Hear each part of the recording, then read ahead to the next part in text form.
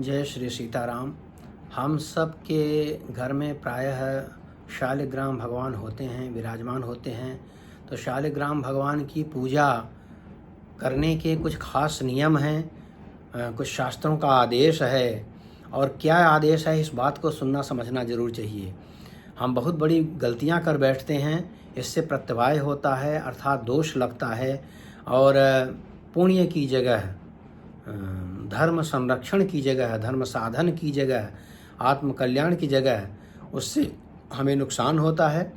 क्योंकि शालिग्राम भगवान, शालिग्राम जो शिला है वह साक्षात नारायण का स्वरूप ही है।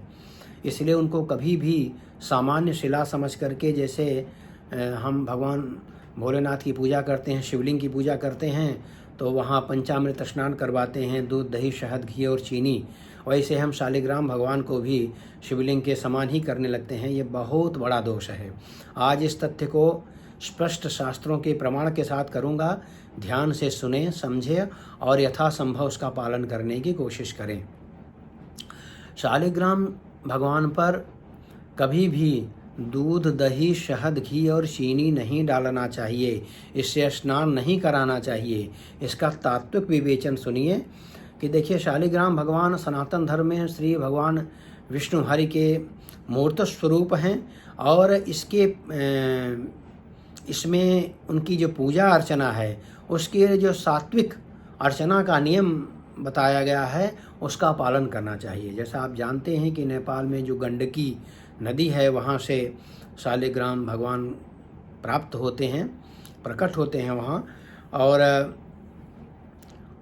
जितने ही वह सरल रूप से हैं, कोई आभूषण अलंकार की आवश्यकता नहीं पड़ती है और सामान्य से दिखते हैं। शिवलिंग भगवान के जो निराकार स्वरूप हैं उन्हीं की तरह, तो वो काली काली बटिया जो दिखती है वो सामान्य नहीं है। इसलिए उनकी पूजा का विशेष नियम है जो वैष्णव परंपरा में किया जाता है, तो उसको ध्यान से सुने। शालिग्राम भगवान की पूजा में पूर्ण शुद्धता, सात्विकता एवं शास्त्रीय परंपरा मर्यादा का पालन अत्यंत आवश्यक है। किंतु आजकल अज्ञानवश लोगों को पता नहीं होता, तो इस वजह से जो उनकी पूजा करते रहते हैं, जो कुछ भी चढ़ाने लगते हैं, पंचामृत स्नान वगैरह कराते रहते हैं, इससे दोष उत्पन्न होते हैं। और दोष उत्पन्न होने का प्रमाण क्या है और शास्त्र में क्या वर्जित है, क्यों वर्जित है, ये बात भी ध्यान से हम सुने और समझें कि शालिग्राम भगवान पर दूध आदि चढ़ाना क्यों वर्जित है।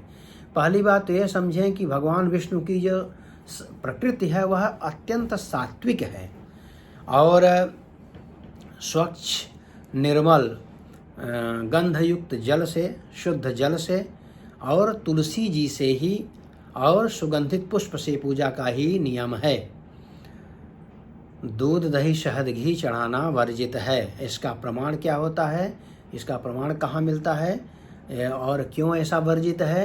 क्योंकि विज्ञान भी कहता है कि शालिग्राम शिला का जो निर्माण होता है वह अमोनाइट, इसमें जीवाश्म होते हैं, अमोनाइट जीवाश्म, जिसमें बारीक बारीक छिद्र होते हैं।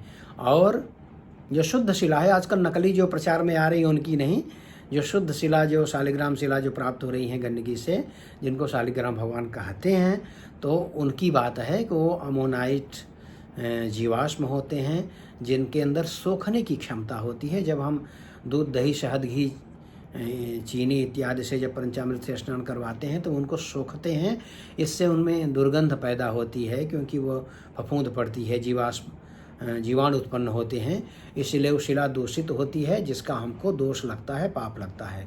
आप कहेंगे क्या शास्त्रीय प्रमाण है इसका?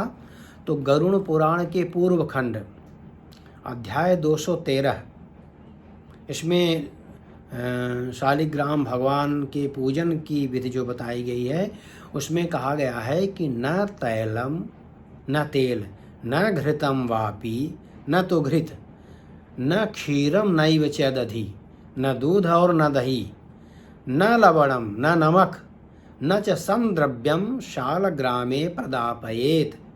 और भी किसी भी प्रकार का जो द्रव्य जो पूजा में उपयुक्त होता है, शालिग्राम भगवान को नहीं चढ़ाना चाहिए। ब्रह्मवैवर्त पुराण कृष्ण जन्मखंड अध्याय 38। इसमें है कि न क्षीरम न दधि द्रव्यम नैव तैलम प्रदापयेत शालिग्रामे जलम तुलसी च अर्पयेत सदा। शालिग्राम भगवान को जल और तुलसी दल ही अर्पित करना चाहिए। कोई दूध दही शहद चीनी और इत्यादि किसी हल्दी सिंदूर अक्षत की आवश्यकता नहीं है। अब पद्म पुराण के उत्तरखंड में देखिए, क्षीरम दधि घृतम चैव शालग्रामे न रोचते। शालिग्राम भगवान को दही दूध घी इत्यादि उचित नहीं है, उन भगवान जी को पसंद नहीं होते शालिग्राम भगवान को। गंगा जलम समायुक्तम तुलसी पत्रम च मे प्रियम। भगवान कह रहे हैं कि गंगा जल हो सकता है, शुद्ध जल हो सकता है, और तुलसी दल माने गंगा जल से युक्त जल, तुलसी दल, यही मुझे प्रिय है। हरि भक्ति विलास, इसमें कहा गया है कि क्षीरम दधि घृतम तैलम न अर्घ्यम शालग्रामे प्रियम। वही बात, दूध दही अर्घदान इत्यादि शालिग्राम भगवान को प्रिय नहीं है। तेन च अर्घ जलम प्रोक्तम तुलसी संयुतम शुभम। शुद्ध जल और तुलसी दल ही शुभ है। विष्णु धर्मोत्तर पुराण खंड 3 अध्याय 94। इसमें देखिए कि शालग्रामेन क्षीरम दधिघृतम नैव च तैलकम केवलम जल तुलस्यायुक्तम पूज्यम विधिपूर्वकम। जल और तुलसी से युक्त जल अर्थात तुलसी दल और जल, इसी से विधिपूर्वक पूजा करना चाहिए। नारदी संहिता देखिए, नारदी संहिता में कहा गया कि शालग्रामे जलम देयम तदन्यत सर्वम निषिद्धिकम। माने शालिग्राम भगवान को केवल जल ही चढ़ाना चाहिए, जल से ही पूजा करनी चाहिए, बाकी सब कुछ निषिद्ध है। तुलसी पत्र में एकम च समर्प्यम विष्णु तोषणम। भगवान विष्णु की प्रसन्नता के लिए तुलसी दल समर्पित करना चाहिए। स्कंद पुराण के वैष्णव खंड में देखिए कहा गया कि शालग्राम शिलाम दृष्ट्वा पूजाम कुर्यात् जलै शुभै। माने शालिग्राम भगवान की जो शिला देखें तो शुद्ध जल से ही उनकी पूजा करें। तस्य पूजा फलम ही स्यात् न क्षीरेण दधना घृतेन वा। माने जल से ही उनकी पूजा होगी, दूध दही और घी से नहीं। पंचरात्र आगम, यहाँ पर कहा गया कि न क्षीरम न दधि नैव तैलम न च घृतम जलमेव पूजायाम तुलसी पत्र संयुतम। तुलसी पत्र से युक्त जल से ही शालिग्राम भगवान की पूजा करना चाहिए। दूध दही शहद घी चीनी इत्यादि कुशी द्रव्य से नहीं करना चाहिए। अब देखिए, दूध दही इत्यादि चढ़ाने से क्या होगा? अगर आप चढ़ा दिए तो इससे आपको शास्त्र विरुद्ध आचरण करने का दोष लगेगा। गीता जी में कहा गया है तस्मात् शास्त्रम प्रमाणम ते कार्य व्यवस्थितौ। शास्त्र ही प्रमाण है, क्या करना चाहिए क्या नहीं करना चाहिए। शास्त्र के अलावा किसी और की मनमुखी बात को प्रमाण नहीं मानना चाहिए। किम कर्मम किम अकर्मेति कवयो अप्यत्र मोहिता तस्मात् शास्त्रम प्रमाणम ते कार्य व्यवस्थितौ। कर्म क्या है अकर्म क्या है, इसमें बड़े बड़े बुद्धिमान विद्वान भी कभी भी मोहित हो जाते हैं। इसलिए शास्त्र को ही प्रमाण मानकर और करना चाहिए। इसलिए जो शास्त्र मना कर रहे हैं तो मना कर रहे हैं, उसकी बात मानना चाहिए। जबरदस्ती अपने विचार को मनमुखी भाव से थोपना नहीं चाहिए, नहीं तो दोष लगता है। आत्मिक दोष, शालिग्राम भगवान को दूषित करने से मनुष्य के पुण्य नष्ट हो जाते हैं और कुल में दरिद्रता, क्लेश, मानसिक अशांति और आध्यात्मिक पतन होता है। गृहस्थ दोष भी लगता है। शास्त्र कहते हैं अशुद्ध पूजनो दोषो गृहम नाशयति ध्रुवम। अशुद्ध द्रव्यों से पूजन करेंगे तो आपके गृह का नाश होगा।